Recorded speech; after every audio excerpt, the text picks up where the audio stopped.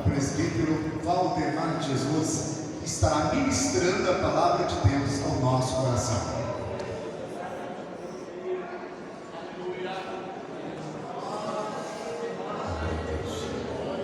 Meus irmãos, na paz do Senhor, abra comigo a sua Bíblia, livro do profeta Amós.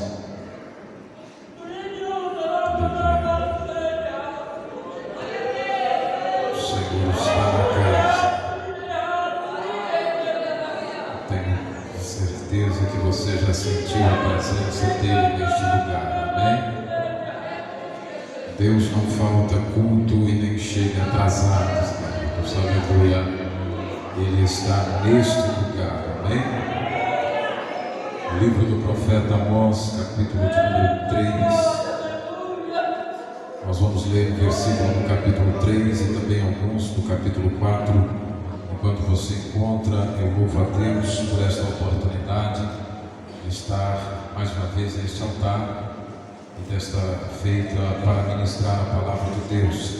Louvo a Deus pela vida do pastor, nosso pastor José Luiz, que tem nos dado todo o apoio. Que o Senhor continue abençoando, bem como todo o ministério, toda a igreja. Me sinto cada dia mais feliz por fazer parte desta igreja. Louvar a Deus pela vida do Ander, o evangelista Ander, que nos fez o convite. Deus abençoe. Quem encontrou, diga amém. Amós, capítulo de número 3, versículo de número 8. Rugindo o leão, quem não temerá? Falou o Senhor Jeová, quem não profetizará? Capítulo 4, versículo de número 10 a seguir. Enviei a peste contra vós, a maneira do Egito. Os vossos jovens matei a espada, e os vossos cavalos deixei levar presos, e o fedor dos vossos exércitos fiz subir ao vosso nariz. Contudo, não vos convertestes a mim, disse o Senhor. Subverti alguns dentre vós, como Deus subverteu a Sodoma e a Gomorra. E vós fostes como um tição arrebatado do incêndio. Contudo, não vos convertestes a mim, disse o Senhor. Portanto, assim te farei, ó Israel. E porque isso te farei, prepara-te, ó Israel, para te encontrares com o teu Deus.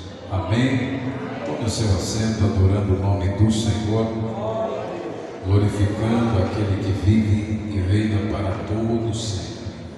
Meus irmãos, aqui já foi dito nesta noite o quanto esse tema é sugestivo para os nossos dias, e eu reafirmo isso. Contudo, é necessário também dizer que a necessidade de se ouvir palavras tais como as que encontramos aqui na profecia de Amós torna-se cada dia mais difícil, visto que o povo está cada dia mais inclinado ao erro. As pessoas estão cada dia mais inclinados a se afastarem de Deus, da presença de Deus, e a tratar aquilo que é santo, aquilo que é puro, como algo profano. E quando nós olhamos para o contexto do livro do profeta Amós, é esse o cenário que nós encontramos.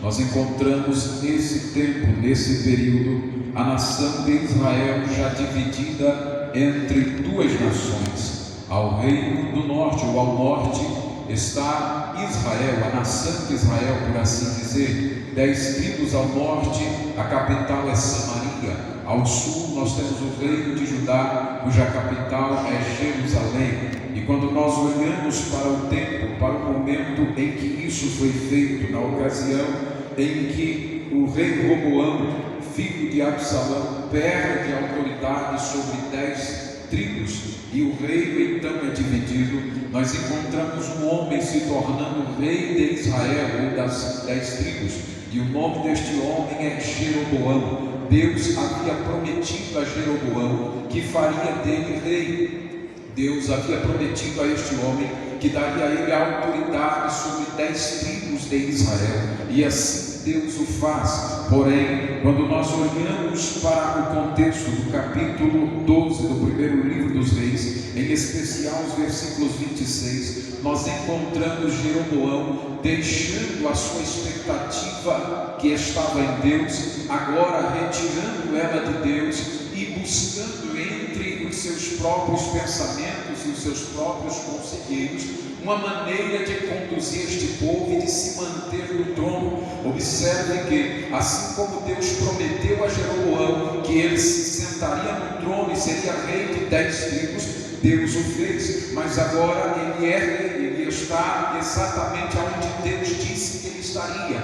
E a primeira atitude que esse homem tem é desobedecer às ordens de Deus. A primeira atitude que esse homem tem é de se afastar dos ensinamentos que o Senhor lhe trouxera, que o Senhor havia falado para Israel. Quando nós olhamos no capítulo 12 do primeiro livro dos Reis, a partir do versículo 26, nós encontramos Jeroboão ali com medo de perder o seu posto, com medo de perder a posição que ele ocupa. E no versículo 26 diz assim: e disse Jeroboão no seu coração: agora tornará o reino à casa de Davi, se este povo subir para fazer sacrifícios na casa do Senhor em Jerusalém. O coração deste povo se tornará a seu senhor Roboão, rei de Judá, e me matarão e tornarão Roboão, rei de Judá. Ele acaba de se sentar no trono da nação de Israel e já está temendo isso. E a atitude que este homem tem, aleluia, ele traça um plano no seu coração, e no projeto que Jeroboão tem no seu coração é evitar, aleluia, que a nação de Israel, que o povo de Israel, que os israelitas subissem a Jerusalém para prestar culto ao único e verdadeiro Deus, na tentativa de barrar esse povo, porque dizia ele: se este povo for adorar, eles vão converter o coração a Roboão e vão me matar, e eu não serei mais rei. E eu abro um parêntese aqui para te dizer nesta noite: o Deus que te prometeu é fiel para cumprir na tua vida. O Deus que te prometeu algo, uma posição, alguma coisa, ele é fiel para te entregar, e a mesma fidelidade que ele tem em cumprir as suas promessas, ele tem em mantê-las na sua vida. Tão somente seja fiel a Deus e o Senhor garantirá a vitória que você precisa. Aleluia, louvado seja o nome do Senhor. E este homem então decide fazer loucura em Israel. Ele manda construir de ouro 2 bezerros. Um ele coloca na cidade de Dan, e o outro ele coloca na cidade de Betel, aleluia. E quando isso está feito, ele chega diante da nação e diz: eis aí o vosso Deus que vos tirou do Egito. Não precisa ir a Jerusalém para adorar, não precisa ir ao reino do sul para adorar. Adora em Betel, adora em Dan, porque aqui está o Deus que livrou vocês. Tamanho absurdo que ele realiza. O texto vai dizer, a Bíblia está dizendo que isso cheira mal aos narizes do Senhor, às narinas de Deus. Aquilo é loucura, aquilo que ele está fazendo. E Deus então decide se afastar, porque aonde Deus não é adorado, aleluia, da maneira correta, da maneira certa, ele se afasta, aleluia.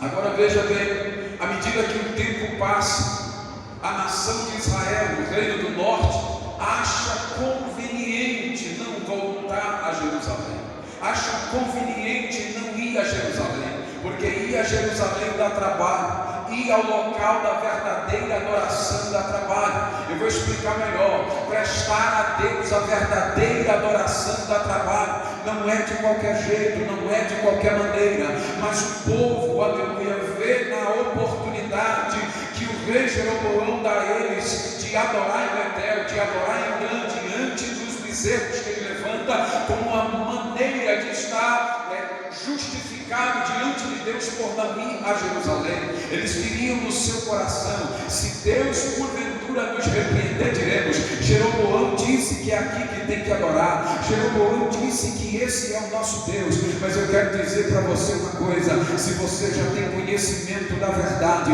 se a palavra de Deus já foi revelada ao teu coração, diante de um falso evangelho pregado por aí, Deus não te tem por inocente. Diante de uma palavra adulterada que há por aí, Deus não te tem por inocente. Não importa o que é que estão fazendo aqui ou acolá, se você tem conhecimento de como se deve adorar a Deus em espírito e em verdade, o faça. Não tente facilitar, aleluia, não tente dar jeitinho humano, faça conforme a palavra do Senhor, e o Senhor te dará a vitória, e a bênção de Deus estará sobre a tua vida.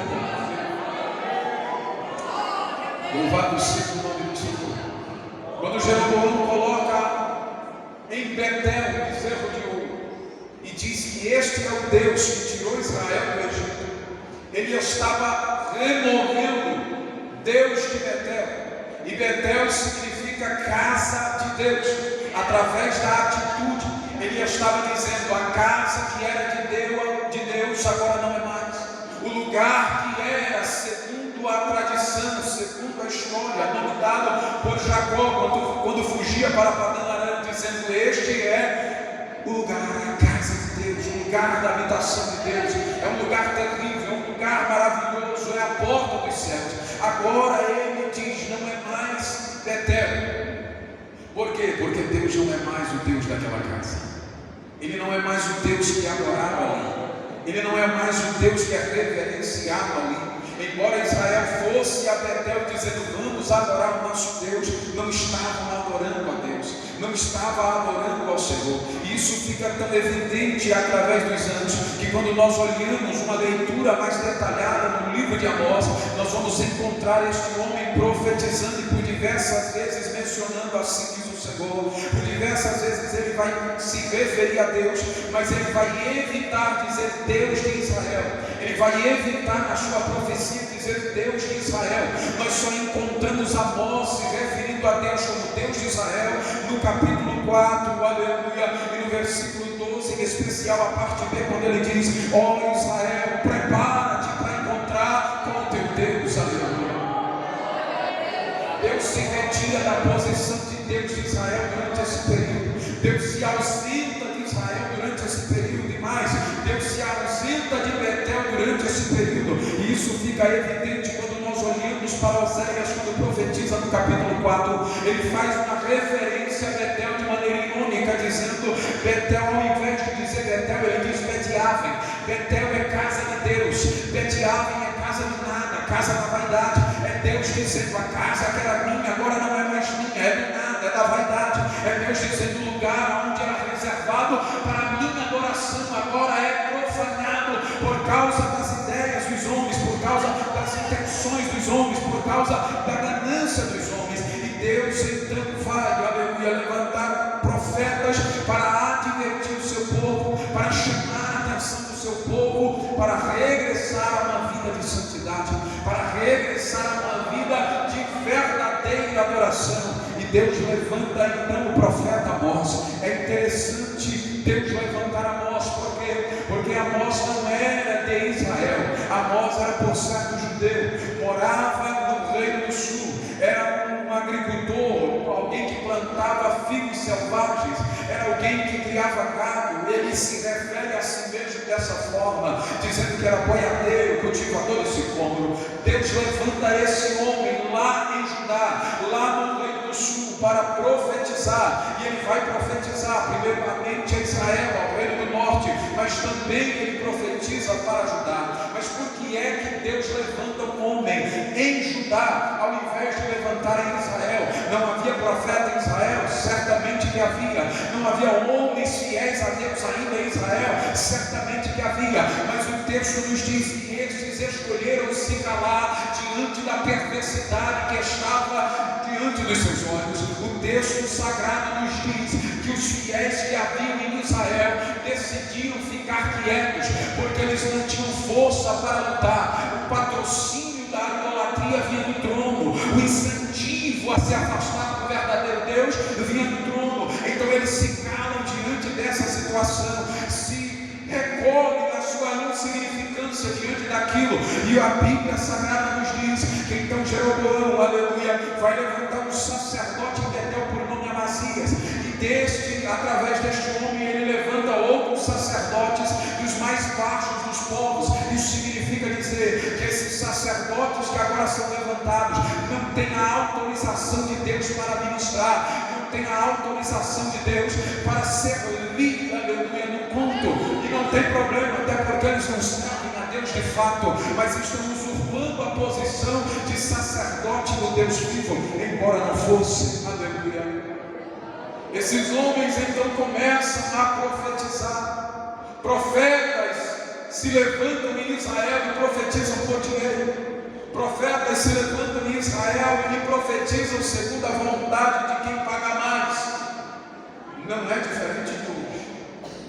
É uma realidade que ainda hoje a gente pode ver. Mas observa, Deus então vai levantar Amós, e ele sai do reino do sul, sai de Judá e vai até Betel, e ele começa então a profetizar ali. Ele começa a chamar a atenção deste povo. Detalhe, quando Deus levanta esse homem, Deus já havia enviado castigo sobre Israel, Deus já havia enviado alertas para Israel.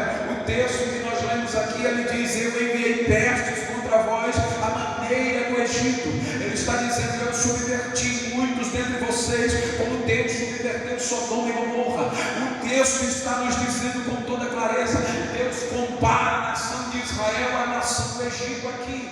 Deus compara a nação de Israel com qualquer outra nação pagã daquele tempo, porque era assim que Israel estava se comportando, aleluia. E depois de Deus avisá-los diversas vezes através dos sinais, e eles não se converteram, Deus olha em Israel: tem profeta fiel, mas está calado, tem profeta fiel, mas está quieto. Então Deus diz: eu vou trazer de Judá, vou colocar em Betel e vai profetizar. Eu quero te dizer nesta noite, aleluia, no culto da vitória, você não veio aqui esta noite por acaso, você veio aqui porque Deus precisa de Amós nesse tempo. Você veio aqui porque Deus está recrutando Amós em Rubiacaba. Você veio aqui, aleluia, porque Deus tem uma mensagem, aleluia, para ministrar aos corações aí fora. E Ele conta comigo e contigo, aleluia, para dizer que é preciso se preparar, para dizer que é preciso se santificar, porque está chegando o momento de estarmos cara a cara com Ele, aleluia.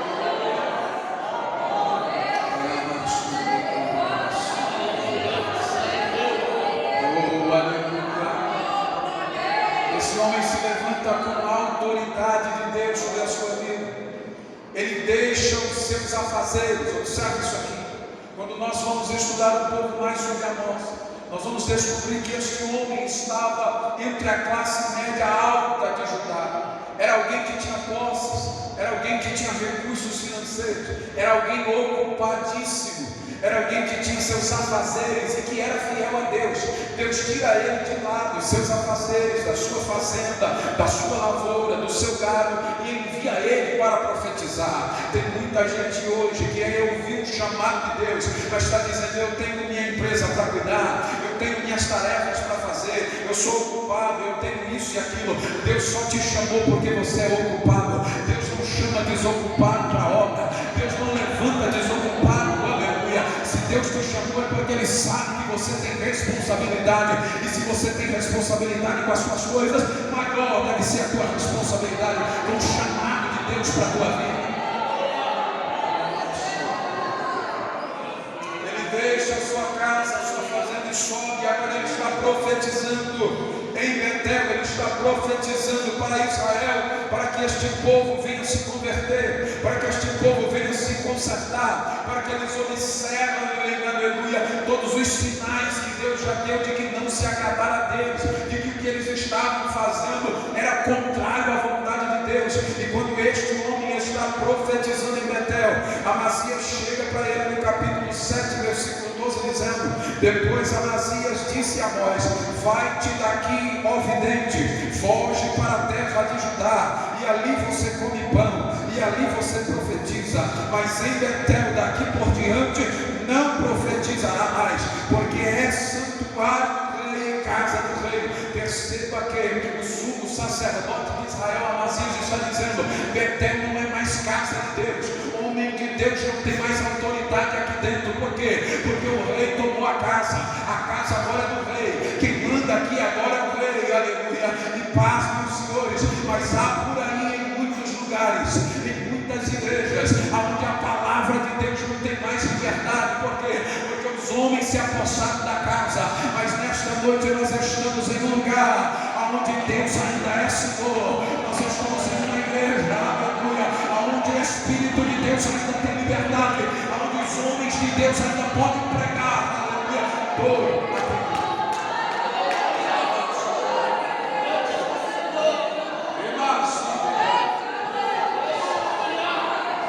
Quando ele chega diante de Amós dizendo estas palavras: aqui você não vai comer pão, aqui você não vai profetizar, isso nos faz entender que Amós aqui é comparado de forma subliminar aos profetas que haviam ali, que se vendiam, que profetizavam em troca de pão, que profetizavam em troca de alimento. Mas aí nós encontramos ele dando resposta a Amazias, dizendo: oh, aleluia, eu não era profeta nem filho de profeta, mas boiadeiro, cultivador de sicômoro, mas o Senhor me tirou de após o gado.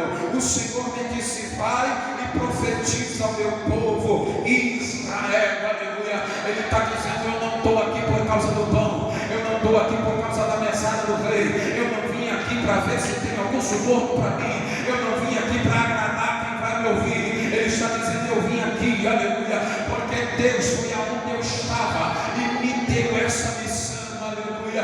E eu quero encerrar minha participação dizendo para você aqui, aleluia, você não está aqui em troca de cargo, você não está aqui em troca de posição, você não está aqui em troca de reconhecimento humano. Deus te trouxe aqui porque Deus quer te usar como profeta nesses últimos dias.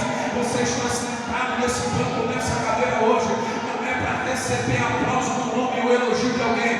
Você está sentado aí porque Deus quer falar contigo nesta noite, dizendo: saia dos lugares aonde você estiver e vai levar a palavra, vai levar a mensagem de que é necessário se preparar. Jesus vai voltar a qualquer momento e cabe à igreja anunciar por aí. É por isso que eu li o versículo de número 8. Aleluia. Fica de pé comigo. Eu não vou tomar o tempo todo, senão o pastor não deixa eu pregar de novo. Amém? Glória a Deus. Aleluia. Escute isso aqui, nós vamos orar. Rugiu o leão, quem não temerá? Falou o Senhor Jeová, quem não profetizará? Aleluia. Escute isso aqui. O leão vai rugir na selva em diversas situações, mas a situação que leva o leão a rugir o mais forte possível é quando ele está defendendo o seu território, tendo que afugentar ao outro leão que quer entrar no território que ele domina.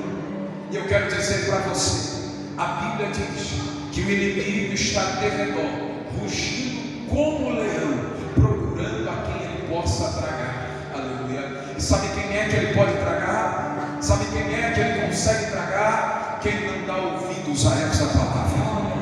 Quem não ouve essa palavra é tragado por esse que ruge como leão.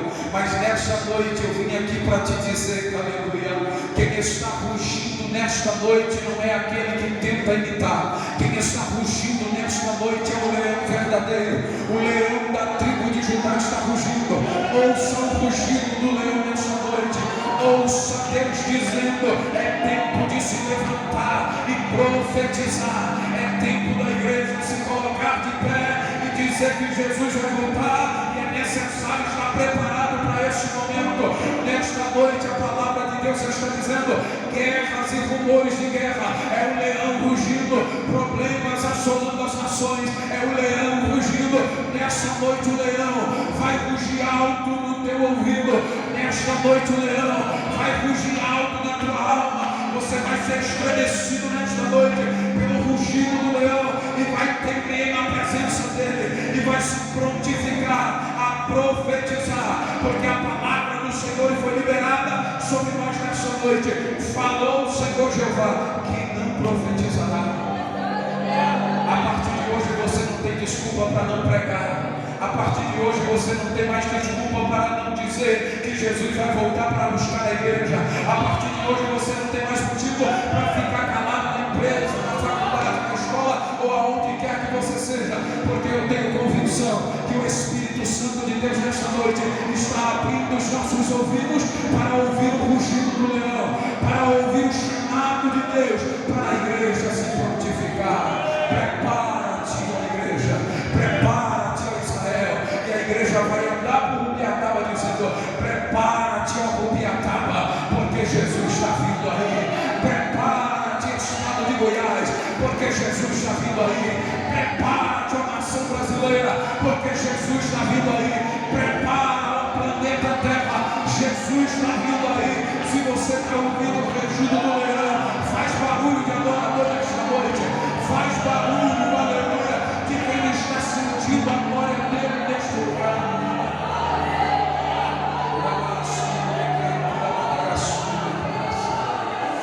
Oh, aleluia, aleluia. Para mim, a nós vai profetizar que quando o Senhor vier, os altares de Betel serão derrubados. 300 anos depois, a profecia se cumpre através do rei Josias. Sabe o que é isso? Deus tomou a casa de volta. Nesta noite, aleluia, se alguma coisa que você andou fazendo tirou Deus do lugar que Ele deveria ocupar na tua casa, na tua vida, na tua alma, em nome de Jesus, devolve a casa para o dono hoje. Fala para o Espírito Santo, pode voltar a morar, porque o que te desagradava eu continuo hoje. O que não agradava o teu coração eu retiro hoje. Eu abro mão daquilo que desagrada o coração de Deus hoje, porque a minha vida é Betel, a minha alma é Betel, é casa de Deus, e eu devolvo para Deus a casa desta noite. Se você concorda comigo nesta noite, ore ao Senhor dizendo: eterno Deus, Pai querido, a ti tributamos honra, glória e louvor que é devido, e rogamos ao Senhor que o Senhor derrame sobre nós nesta noite a autoridade necessária, Senhor, para assim como Amós não nos acovardarmos, mas profetizarmos que só o Senhor é Deus e que o Senhor já marcou o dia, já marcou a hora de encontrar, aleluia, com a tua igreja. Pai, em nome de Jesus, que essa unção seja derramada sobre cada um de nós nesta noite, para a glória do teu nome. Assim eu oro em nome de Jesus. Amém. Glória a Deus. Deus abençoe, irmãos. Eu agradeço a oportunidade. Volta a palavra aqui à minha direita. Podemos sentar. Irmão José Maria louvando ao Senhor junto com a banda. Continue adorando a Deus, exaltando o Rei dos Reis.